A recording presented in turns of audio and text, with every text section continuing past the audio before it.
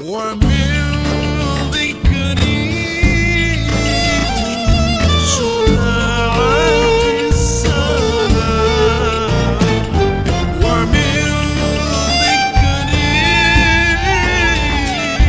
شفاعة السلام على عليكم أيها الإمامون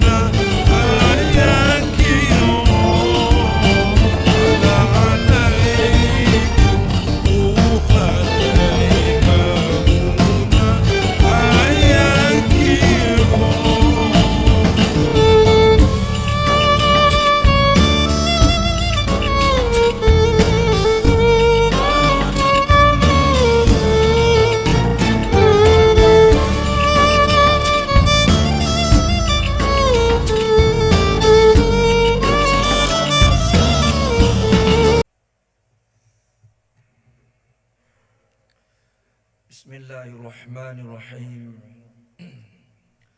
Assalamualaikum warahmatullahi wabarakatuh. Alhamdulillahi rabbil alamin. Hamdan syakirin, hamdan na'imin, hamdan yuwafi ni'amahu wa yukafi'u mazidah. Asyhadu an la ilaha illallah wahdahu la syarikalah wa asyhadu anna Muhammadan abduhu wa rasuluh la nabiyya ba'da amma ba'd. Qala Allah ta'ala fi kitabihil karim, a'udzu billahi minasy syaithanir rajim. Bismillahirrahmanirrahim. وسارعوا إلى مغفرة من ربكم وجنة عرضها السماوات والأرض أعدت للمتقين. صدق الله العظيم. Ali Imran ayat 133. وقال رسول الله صلى الله عليه وسلم اتق الله حيثما كنت وأتبع السيئات الحسنة تمهوها وخالق الناس بخلق حسن. صدق رسول الكريم. Hadis riwayat Imam At-Tirmizi, sahih hasan.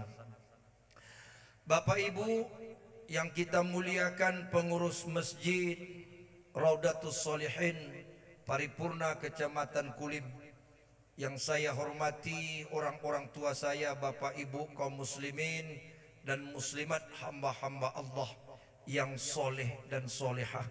Semoga yang hadir ini insyaallah senantiasa dalam nikmat, rahmat dan barokah dari Allah Subhanahu wa taala. Bapak Ibu yang saya muliakan, kajian kita siang ini mengambil satu kitab Arba'in yang dikarang oleh Imam An-Nawawi, nomor hadis 18 dari Abu Dzar Al-Ghifari dan Muaz bin Jabal, tentang 3 nasihat Rasul agar selamat di dunia dan selamat di akhirat. Bapak Ibu yang saya muliakan, suatu ketika Abu Dzar Al-Ghifari, yang nama aslinya adalah Jundub bin Junadah, itu termasuk sahabat Nabi yang pertama masuk Islam di Mekah. Itu kalau diurut nomor 5 dari antara sahabat-sahabat Nabi yang lain. Itulah dia Abu Dzar Al-Ghifari. Yang kedua sahabat Nabi bernama Muaz bin Jabal, nama aslinya adalah Abu Abdurrahman, masuk Islam setelah hijrah ke Madinah. Beliau termasuk golongan Ansor. Datang kepada Rasulullah minta nasihat. Ya Rasulullah, kami datang ke sini menemui engkau, beri kami nasihat supaya kami hidup selamat dunia dan akhirat. Maka Rasulullah SAW bersabda, ada 3 nasihat Rasulullah, Bapak Ibu. Nasihat ini bukan hanya untuk sahabat-sahabat Nabi, tapi juga berlaku untuk kita. Yang pertama kata Rasulullah, ittaqillaha haitsuma kunta. Bertakwalah kepada Allah dimanapun kamu berada. Bertakwalah kepada Allah, jangan terpengaruh oleh situasi dan kondisi. Bertakwalah kepada Allah, tetap taat dalam kondisi apapun. Itu maksudnya. Jadi haitsuma kunta itu adalah tidak terpengaruh oleh situasi dan kondisi apapun. Dalam keadaan apapun, senang kita tetap bertakwa, susah kita juga bertakwa, ramai orang tetap beribadah, tak ada pun orang kita jaga diri kita tetap beribadah. Maka kemuliaan itu disebut oleh Allah dalam Al-Quran, inna akramakum indallahi atqakum. Orang yang mampu menjaga dirinya dalam kondisi apapun, derajatnya diangkat oleh Allah setinggi-tingginya. Itulah dia ketakwaan. Lalu ada pertanyaan Bapak Ibu, takwa itu apa Ustaz? Kita kan sering mendengar kata takwa. Takwa, bertakwalah kepada Allah, ittaqullah, ittaqillah. Banyak kalimat-kalimat bertakwalah pada Allah. Takwa itu artinya adalah menjalankan, melaksanakan apa-apa perintah Allah. Apapun perintah Allah, jalankan. Ketika Allah melarang, tinggalkan. Wa qalu sami'na wa ata'na. Itu takwa. Maka selamat. Siapa yang mampu menjaga ini, selamat dia. Yang kedua, kata Rasulullah kepada Abu Dzar Al-Ghifari dan Muaz bin Jabal, wa atbi'is sayyi'atal hasanata tamhuha. Iringi cepat, segera mungkin iringi dosa-dosa yang pernah kau lakukan, maksiat yang pernah kau lakukan dengan kebaikan. Sebab kebaikan itu otomatis ada dosa kita yang digugurkan Allah. Dia menutupi Bapak Ibu. Ada seorang budak kemudian masuk Islam. Dulu waktu masih menjadi budak, dia musuh Nabi, musuh Islam, bernama Wahsy bin Harbi. Ketika perang Uhud berkecamuk, dan di perang itu umat Islam mengalami kekalahan, dan satu-satunya perang yang dipimpin oleh Rasulullah kalah itu perang Uhud. Dan paman Nabi bernama Hamzah syahid di bukit Uhud. Siapa yang membunuhnya? Yang membunuhnya adalah Wahsy bin Harbi, seorang budak yang masih kafir. Wahsy inilah yang membunuh paman Rasulullah di bukit Uhud, ditambah oleh Hindun yang mencincang-cincang perut Hamzah di depan Rasulullah. Ini dua orang ini Bapak Ibu akhirnya masuk Islam. Itulah hidayah. Jadi ada orang jahat sejahat-jahatnya bisa masuk Islam. Kalau hidayah datang, kenapa tidak? Kalau sudah masuk Islam berarti bertobat. Datang kepada Rasulullah. Wahsy bin Harbi ini datang kepada Rasulullah. Dan Rasul tahu ini yang datang ini pembunuh pamanku. Itu sakit Nabi. Sangat sakit hati Nabi. Ternyata kedatangan Wahsy bin Harbi itu untuk menyatakan keislamannya setelah membunuh paman Rasulullah. Tapi Rasulullah sebagai seorang Rasul tentu menerima. Dibimbing syahadat, masuk Islam. Lalu kemudian Rasul berpesan. Pesan Nabi ini sangat memukul jiwa Wahsy bin Harbi. Apa kata Rasulullah? Hai Wahsy, saya tahu engkaulah yang membunuh pamanku. Saya tahu bahwa betapa sakitnya hati saya. Tapi karena kau bertaubat, Allah ampunkan dosa-dosamu.